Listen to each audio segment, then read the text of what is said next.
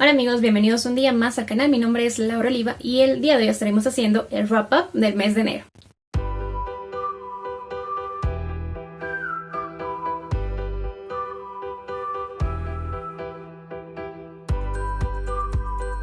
Este mes de enero me estuvieron acompañando 5 libros.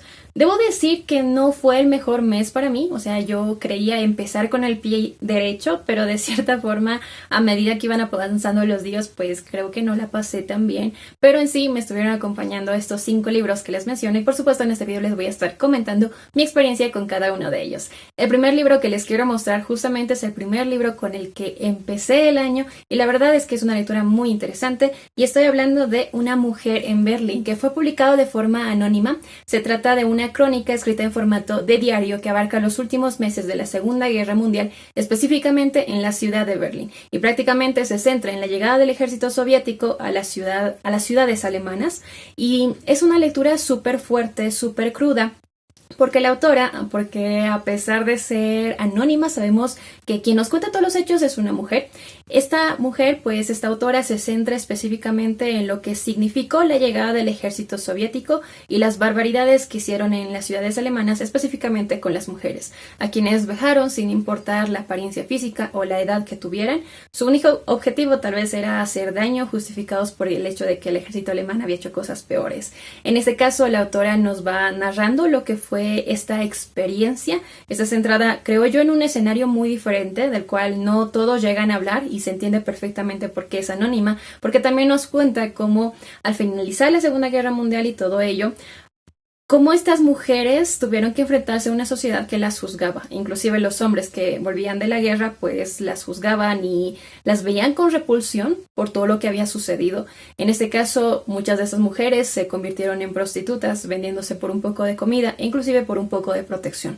Se trata de algo súper crudo, súper fuerte. Esto no lo sabía en su momento, pero hay una adaptación, hay una película. Yo la encontré en YouTube, debe ser aproximadamente 2 horas. Está centrada en la llegada del ejército soviético. El libro se centra un poquito días previos y días posteriores, así que por esa razón ambas se complementan bien. Siento que una cosa es leerlo, una cosa es imaginarlo y otra cosa muy diferente es verlo ya en imágenes, así que sí es una película un poco cruda, pero siento que, lo vuelvo a decir, nos muestra un escenario que sí sucedió, que fue real y que no está de más el conocerlo, y por esa razón de verdad siento que es un libro que todos deberíamos leerlo, mucho más si estamos interesados en lo que fue la Segunda Guerra Mundial, el Holocausto, y darnos cuenta que prácticamente todos llegaron a sufrir, en este caso las mujeres alemanas en la ciudad de Berlín.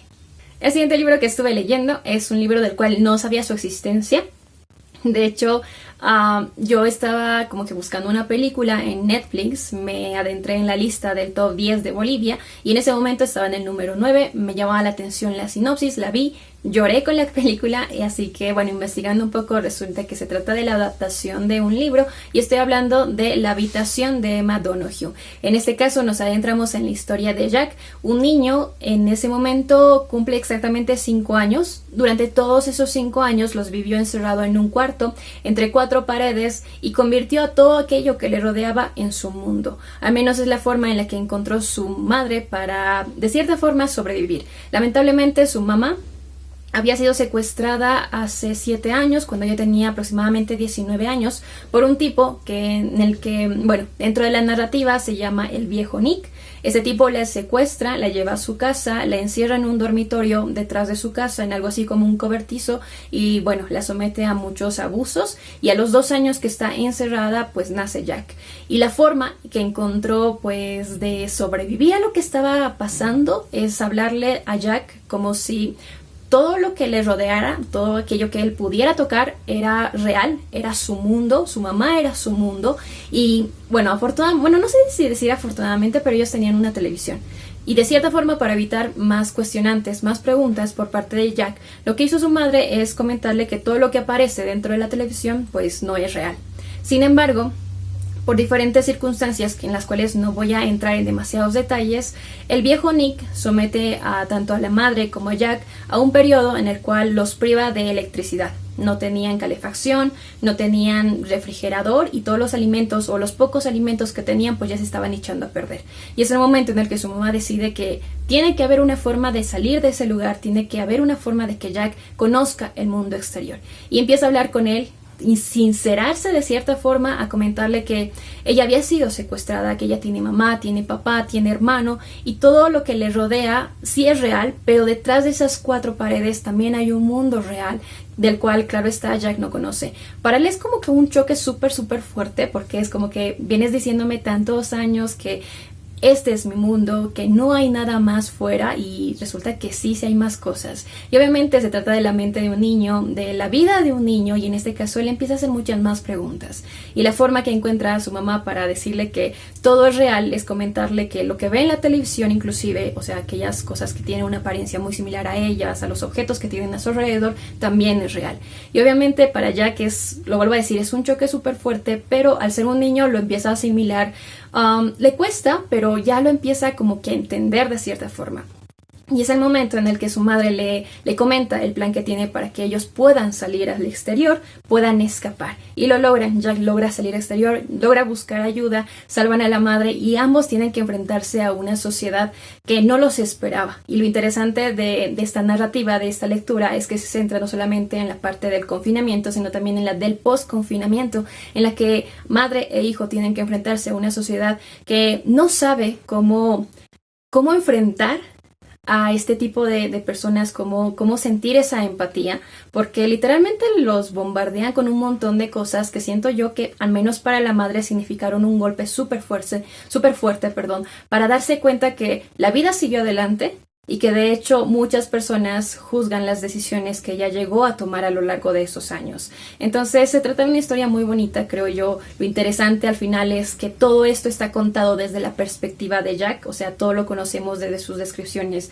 desde lo que ve con sus ojos, desde lo que percibe con su mente, y se trata de una historia muy emotiva que creo yo te presenta una historia que va más allá, mostrándote el cariño que nace de un hijo hacia su madre, que bueno, en este caso tienen que pasar por cosas muy fuertes y por esa razón sí les aconsejo muchísimo leerlo. La historia del libro es mucho más emotiva, es mucho más fuerte que la película. En este caso obviaron algunas cosas que siento que te explicaban mejor lo que llegó a pasar la madre, así que en este caso sí les aconsejo primero leer el libro y después ver la película. Ambas se complementan, pero siento que el libro es mucho más fuerte y por esa razón sí les aconsejo. El siguiente libro que estuve leyendo se trata de una fantasía épica y es un libro que de verdad me sorprendió muchísimo. Y estoy hablando de Elantris de Brandon Sanderson. En este caso debo decir que no sabía mucho qué esperar. Era la primera vez que me adentraba a la narrativa de Brandon Sanderson. Sí me llamaba la atención todo el mundo que había creado para como que plantar las historias que él va escribiendo y por esa razón decidí adentrarme con este libro porque además es autoconclusivo. Y en este caso nos adentramos en la historia de Elantris, una ciudad que pertenece al país de Arelon y justamente se trata de una ciudad que deslumbraba magia. Los habitantes, que eran los elantrinos, eran seres majestuosos. Físicamente se veían deslumbrantes, desde su aspecto físico, lo vuelvo a decir, la piel súper blanca, los cabellos plateados, manejaban la magia y lo interesante era que para convertirte en un elantrino pues simplemente tenías que ser visitado por la Sha'ot, si no estoy equivocada.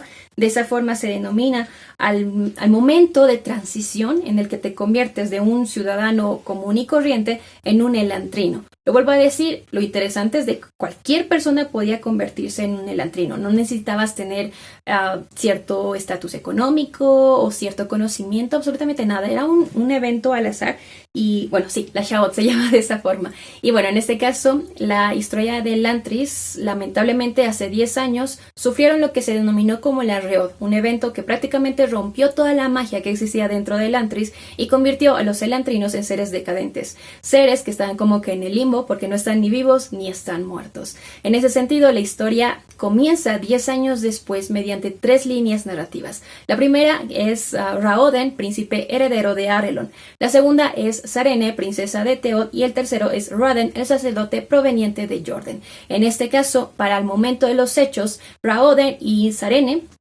tienen un contrato matrimonial para unir fuerzas en contra del imperio que se estaba construyendo por parte de Jordan. En este caso, justamente días previos de la boda, Raoden es presentado por la Sha'ot, este evento que te convierte en un elantrino, y aunque su padre en su momento dijo que simplemente se trataba de una muerte súbita, pues las cosas se van a tornar mucho más complejas porque Sarene va a empezar a sospechar que algo está sucediendo dentro de Arelon, porque dentro de ese contrato matrimonial también había una cláusula en la que se menciona que si a alguna de las partes le sucedía algo, por ejemplo la muerte, inmediatamente la otra persona se convertía en el viudo de o la viuda de. En este caso, directamente, sin ni siquiera conocer a Raoden, Sarene se convierte en la viuda del príncipe o del que fuera príncipe heredero de Arelon. Y se va a involucrar más en el aspecto político, en el aspecto cultural, y se va a dar cuenta que la monarquía que hay en ese momento pues no está haciendo las cosas tan bien. Y además va a sospechar de la llegada de este sacerdote de Jordan, de Raden, porque inicialmente su objetivo tal vez es un objetivo, no sé, bastante inocente, porque era justamente transformar o convertir a los arelenos a la religión que él profesa, que es el Shu-Dereth. Pero hay cosas detrás de todo ese aspecto religioso que realmente se trata de cosas oscuras. Entonces esos tres personajes, mediante esas tres líneas narrativas, nos vamos involucrando a lo que está sucediendo dentro de Arelon, porque el autor mezcla muy bien aspectos políticos, sociales, culturales y por supuesto religiosos, que inclusive llega a ser como que el aspecto más importante dentro de esta historia. Se trata de algo muy interesante, me gusta mucho el desarrollo que tiene, inclusive la construcción de los personajes lo destaco bastante porque me parece que son una construcción bastante real. Si tengo que catalogarlo de cierta forma, siento que este libro está entre El Señor de los Anillos y Juego de Tronos, así que las cosas sí me gustaron bastante. Siento que es un muy buen libro para empezar con el autor. A grandes rasgos, y en su momento se los dije, sentí que es un poco frío porque muchas de las cosas que nos cuenta son muy analíticas, son muy metódicas, y no me malentiendan, me gusta que sea de esa forma, pero a la vez el hecho inclusive de que sea autoconclusivo hace que no me encariñe tanto con la historia ni con los personajes, pero más allá de todo destaco muchísimo la forma en la que escribe el autor y de verdad siento que es una lectura que muchos podrían llegar a disfrutar, así que por esa razón les aconsejo hacerlo. El siguiente libro que estuve leyendo, primero vi la película y después vi, o mejor dicho, leí el libro, pero en este caso sí sabía de la existencia del libro. Pero esta temática en sí no me llamaba mucho la atención leerlo. Prefería más como que verlo en una película, y estoy hablando del Arte de Conducir Bajo la Lluvia de Gareth Stein, creo que se pronuncia de esa forma, y debo decir, bueno, que en este caso estamos hablando de la historia de un perrito, y por eso les digo, o sea, no era una temática que me llamara la atención leerlo, porque siento que es demasiado repetitiva, o sea, siempre tiene como que un patrón bastante común. Prefiero ver las películas que para mí son súper emotivas, siempre lloro con este tipo de películas, pero en este caso pues decidí adentrarme en el libro porque me gustó mucho la película y nos centramos en la historia de Enzo, un perrito quien nos va contando lo que fue su historia desde que es muy cachorrito, conoce a quien iba a ser su compañero humano, que es Denny, y lo acompaña en momentos muy específicos de su vida. Estamos hablando de una persona, Denny quiere ser corredor profesional, entonces comparte mucho con Enzo todos esos sueños. Sin embargo, también comparte con él lo que fue conocer a quién sería su esposa, casarse con ella, tener una hija, y pues hasta ahí todos felices y contentos, pero resulta que lamentablemente su esposa tiene que enfrentarse a una enfermedad que va a empezar a traer muchos problemas, no solamente en la relación con la familia en sí, sino también con los suegros de Denny, con los padres de su esposa, porque ellos se van a meter en esa relación y bueno, van a hacer prácticamente la vida imposible a Denny. Y todo esto lo conocemos desde la perspectiva de Enzo. Y es muy interesante pensar tal vez que un perrito puede percibir todo lo que está sucediendo a su alrededor. Y lo interesante, y es la parte que más me gustó, es que se trata de un perrito muy sabio. O sea, tiene muchas reflexiones, muchas analogías. Supongo que al autor le gusta mucho este tema de los autos, de las carreras, porque todas las analogías que encontramos dentro del libro están relacionadas con eso, con los autos y con la vida en sí. Y me gustó mucho, a pesar de que no soy tan afín al tema, entonces había como que muchas analogías que no las llegaba a comprender al 100%, pero las pocas o las muchas que he llegado a comprender siento que son muy bonitas. O sea, realmente tiene muchas reflexiones que puedes sacar. El hecho de tomarte el tiempo de escuchar a otras personas, nos menciona cómo a veces los humanos estamos tan centrados en nosotros y no somos capaces de percibir lo que está sucediendo a nuestro alrededor, o somos tan poco empáticos con otras personas y todo ello. Realmente me gustó muchísimo el desarrollo de la historia, además que también nos habla de la reencarnación de los perritos y de sus almas Y yo sé que esto no sucede, claro está, pero sí es bonito pensar que tal vez en algún momento de tu vida sí vas a encontrarte con ese ser que tanto quisiste o que tanto te quiso. Y bueno, la verdad es que me gustó mucho, siento que pasé un momento muy bonito con esta lectura, se lee súper fácil y si están pasando por un momento inclusive triste, creo que sí les va a sacar una sonrisa, pues van a llorar con este libro, pero siento que todas esas emociones convierten al libro en algo muy, muy bonito. De verdad creo que fue como que ese empujón que necesitaba para leer más libros relacionados con animalitos, así que seguramente lo voy a estar haciendo y en este caso sí les aconsejo muchísimo hacerlo. Lean este libro porque siento que vale mucho la pena y lo vuelvo a decir, si están pasando por un momento inclusive difícil, creo que la dinámica del libro y todo lo que te hace sentir vale muchísimo, muchísimo la pena leerlo y por esa razón sí les aconsejo que lo hagan. El siguiente libro que estuve leyendo me generó muchos conflictos, o sea, hasta la fecha no sé qué pensar de este libro, pero estoy hablando de La vida invisible de Addie LaRue de Victoria Schwab. Fue publicado hace muy poquito, en el 2020, y debo decir que, lo vuelvo a decir, o sea, es como que no sé qué pensar acerca de este libro. Nos adentramos en la historia de Adeline, una joven a quien acompañamos en momentos específicos a lo largo de su vida. En este caso, ella nace a finales del siglo XVII, perdón. Su vida comienza a principios del siglo XVIII y ella tiene su mejor amiga llamada Estelle, quien es la que le habla mucho acerca de tal vez descubrir el mundo. Es como que esas primeras semillitas que pone en Adeline, en la vida de Adeline, para que ella tenga muchas más ambiciones respecto de lo que se esperaba en esa época de las mujeres. Y le habla mucho también acerca de los dioses antiguos, que son dioses que, bueno, ella le reza mucho y tiene solamente una regla: jamás rezarles al caer la noche. Sin embargo, a los 23 años sus padres dicen, bueno, ya estás mayor, creo que tienes que casarte, y planean la boda con uno de los jóvenes del pueblo. Lamentablemente, el día de su boda, el 29 de julio de 1714, ella decide escaparse hacia el bosque y empieza a rezar para que de cierta forma lo que está sucediendo con el tema de la boda pues ya llegue a parar. Quien le responde es un ser de la oscuridad porque ya estaba anocheciendo y con él pacta un trato. Este trato se relaciona con que ella pide tanto tiempo como libertad para hacer lo que ella quiera, a cambio de otorgarle su alma al momento de considerar pues que ya fue suficiente, que ya está harta de cierta forma de la vida que está siguiendo. Ese ser acepta, sin embargo convierte este deseo en toda una maldición. Ella va a poder tener tiempo y libertad, sin embargo ello conlleva que nadie en el mundo podrá recordarla, ni tampoco podrá, bueno, no podrá recordar su existencia y no podrá dejar ningún tipo de huella en el mundo. Obviamente tiene que enfrentarse a esta nueva situación y es el momento en el que la acompañamos en cosas muy específicas que le van sucediendo y es el punto donde nos trasladamos 300 años después, porque este ser, al otorgarle tiempo, también convirtió la vida de Adeline prácticamente en eterna. 300 años después, como bien les menciono, ella va a conocer a una persona que sí podrá recordar su existencia. Obviamente es una premisa que para mí significaba mucho. Yo decía, sí, me va a gustar bastante, pero la verdad es que a medida que avanzaba en la lectura, creo que mis expectativas no se cumplieron y es el punto donde me genera el conflicto. Siento que es una historia muy interesante cuando tú lo analizas tal vez de forma superficial, al menos yo lo hice de forma inicial así.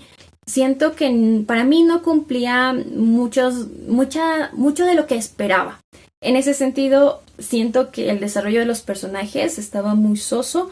Las ambientaciones también no me llegaron a convencer. Hay muchas cosas de las cuales la verdad es que no me gustaron. Sin embargo, cuando tú vas sacando todo ello y te quedas con las ideas y pensamientos que la autora logra plasmar, siento que el valor radica justamente ahí, donde tiene esas reflexiones tan profundas, porque siento que es un libro más filosófico que nos habla acerca de crisis existenciales que todos en algún momento hemos llegado a tener, como por ejemplo el hecho de quién no desea tener tiempo y libertad para hacer lo que se le plazca, o tener ese miedo de que no lo recuerden, no poder dejar ningún tipo de huella en el mundo, o anhela tal vez cumplir todos sus deseos, no decepcionar a las personas que nos rodean, o sentir tal vez esa frustración de que no estamos haciendo lo que queremos hacer, y ese tipo de cosas. Son cosas, lo vuelvo a decir, que todos en algún momento creo yo hemos llegado a pasar, y siento que tiene reflexiones muy profundas, mensajes que te hacen pensar acerca de lo que estás haciendo con tu vida, y por esa razón sí destaco su valor. Pero el hecho de que tengamos que desmembrar tanto para hallar esas ideas, porque la autora sí se toma su tiempo para